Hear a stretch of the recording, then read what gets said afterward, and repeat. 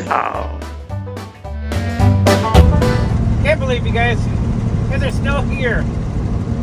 It's another day. You guys don't got nothing better to do. Well, if you are still here anyways, we appreciate it. Josh Man and Company. Roll up the window so we can might catch a chill in here. I don't want to catch a draft down in Brasco. Oh, come back, I guess, do another episode of Biscuit Head in a Bucket or Bungle in the Bucket. Bungle in the jungle. What were we talking about yesterday, the day before, whatever it was? Talking about my computer processing power. Needed a software update. That's right, we were moving on to the next argument that we're all getting tired of hearing. And that's the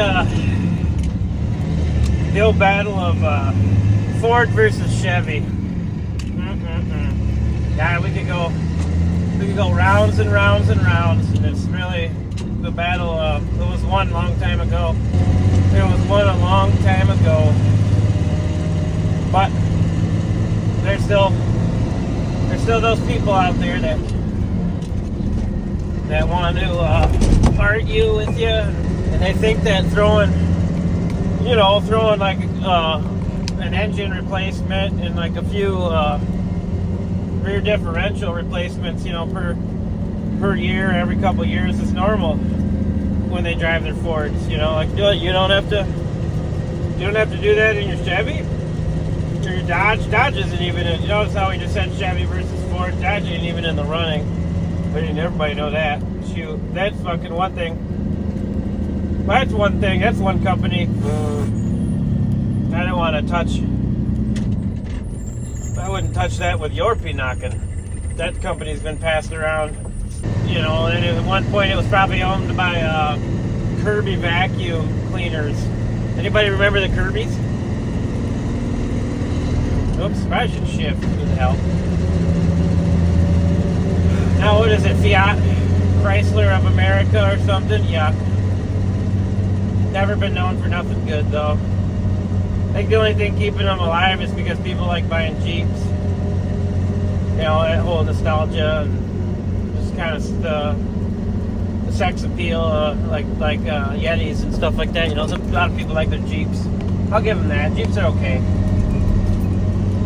Dodge pickup trucks, so Cummins, so they do got the Cummins. Would rather be Cummins than Strokins, that's for sure. Cummins, can't argue with that. Fucking best damn diesel. I like Duramaxes for sure, but Cummins. I mean, that's what's powering us right now in our mobile command center is the big Cummins in here.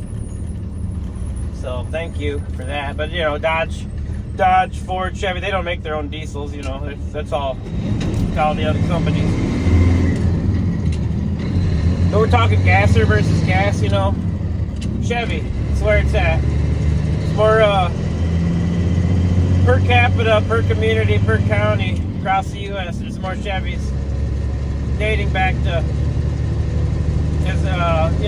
70s. We can say there's some still on the road driving around 70s, but I'll say more so from the 80s. When we go back for as far as longevity and quality goes, you still see a lot of Chevys on the road in my parts, anyways. We're in Michigan. We got salt. They're like. A lot of times you can watch your vehicle fall apart while you're driving down the road, just eating away around you. Salt's consuming. The all-consuming salt. But we still got a lot of GM vehicles on the road. Versus Fords, the Fords have long since returned to the elements. Like they just don't make it, Then you got, talk about engines. How long did GM do the 5.7, the 350 small block? They stuck it in everything. But so when it comes to the battle versus Chevy versus Ford, Toyotas are better. So I just thought I would answer another thing again. Guys seem to kind of keep coming back to church, for more. So I just thought about that. thinking about that. I seen something about the other day, thinking about Chevys and Fords and stuff. And it's just like, yeah, I laughed. I'm like, yeah, Dodges ain't even in the running, are they? Poor bastards. But yeah, Toyota, if I had my way, I don't got enough jingling in the pocket right now to afford a Toyota. I mean, that's just like steals. Chainsaws got to like pay your dues and fees, become a member and stuff, and invest in the stocks. And Toyotas, they sure charge a premium. I'd love to get me a Taco or a Tundra or even a 4Runner. God, they're all sexy to me. Love them, but with Toyota, if you're listening, Toyota, if you would just drop your damn prices down to a realistic level, you could like just kill it, because we already know you're reliable, and you know that we know that you're reliable. So you're like, we can charge just an astronomical upcharge, because everyone thinks we're reliable, and so they're going to pay for it. But God, you know, when you can go shop a Chevy or Ford for money, as far as how much money it's going to get you, how far it's going to get you, you can walk away with a Colorado versus a Tacoma, you know, with like way more bells and whistles in it, and better gas mileage too. That's the thing that kills the Japanese vehicles, is gas mileage. They might be reliable. That's because they've done the same thing for like 40 years. It's the same engine in the Nissan Frontiers or the Tacos. Damn near, you know, they would run them for a long series anyways. That's what I'm getting at. Not 40 years, of course, but I mean, we all get our shit together eventually, but they run them for a long time, and they work out all the bugs, and that's where you get your reliability, because the bugs have been worked out. And the same thing, you know, Chevy did that with the 350 and all that stuff. It's just stuff's good. But Ford, for some reason, they're like, let's come up with a new, like someone's in the background at the board meeting, like, dude, that one engine we had, remember that couple engines back? That sucker was good. That sucker stayed running. Like, nah, we got to keep going, something else. Let's try a new 4.5 cylinder. You know, we got to try and get that freaking gas mileage and stuff, but we want to have some torque. That's why we'll have that little half cylinder in the engine block just rattling around in there doing something. I think that'll give us some more torques per square footage. Then the next week, you know, next series, it's just like, okay, maybe they made that 4.5 cylinder for like 3 years, and people were like, what the hell, it caught on fire on me, freaking blew up, my Uncle Ronnie's dead. Okay, well, let's fucking take it back a minute then. Let's not do that. Let's come up with a 5-cylinder. We'll round out the edges. This is it. This is the one. And everyone's like, yeah, all in favor? Aye. Except for one's like, I don't know. And they're like, yeah, the ayes have it. The ayes have it. All right, let's do it. And, you know, and I just don't know how you could take like a 5, like, I'm pretty sure even Ford fans, you know, are probably pretty embarrassed about the 5.4 Triton. That gutless, sputterbug, rattly piece of that rattly piece of garbage. You know, there's no comparison between that and the good old 5.3 GM, the Vortec. You know, V8. It's just like when Ford had to come up with mechanics, specialty, their own specialty technicians to run around the country doing, was it like some magical helicoil shit when the 5.4 was blowing their spark plugs out the old rickets out the block, you know? I mean, that should have told you right there. Someone in the board, like, let's just come up with a way to, like, we're just gonna come up with an expensive way to repair our junk instead of just like fixing it and making it better. Let's just keep our junk going. You know, we got to take care of our technicians. Now our technician's going to eat if they don't have junk to fix. Well, I guess when you put it that way, it's pretty. That's smart for it. You know, like, no, we could easily make reliable, but then our technicians, our family, you know, we got to feed our families. So I guess it's true. So, but one good thing Ford's got going, and I think Toyota too. But like we talked about the other day, someone was talking about solids, corporate sellouts. And, well, the government's had to bail out Chrysler, I think, multiple times, and GM for sure, definitely back, what was it, 08, the 08 years thereabouts, in that last recession there, when I was related to right around the time of a similar presidential vibe we got going on now. I don't know, weird coincidence, but yeah, GM, they had to be bailed out too, which I was sad. I don't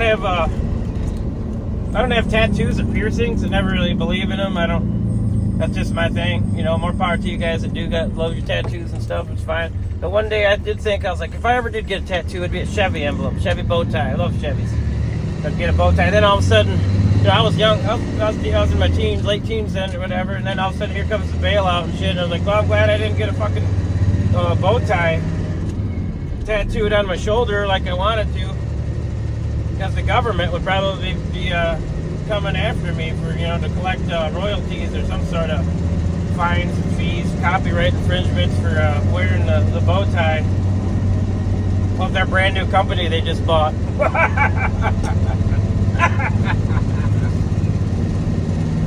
Yeah, you suck, Jim. You suck for tarnishing your name, your good name you used to have. Now you're all junk. Every single one of you except for Toyota. So that's what Josh Man wants to do. That's a perfect world. He'd have steel chainsaws rattling around in the back of his Toyota Tacoma, bumping up against his tree motion saddle. You know, that's a good. That's the trifecta, isn't it? A Toyota Taco tree motion and steel power saws in the back. Some good Nicaraguan cigars too. Oh, those three things that I just mentioned would be amazing. Nope, next road. Okay, well,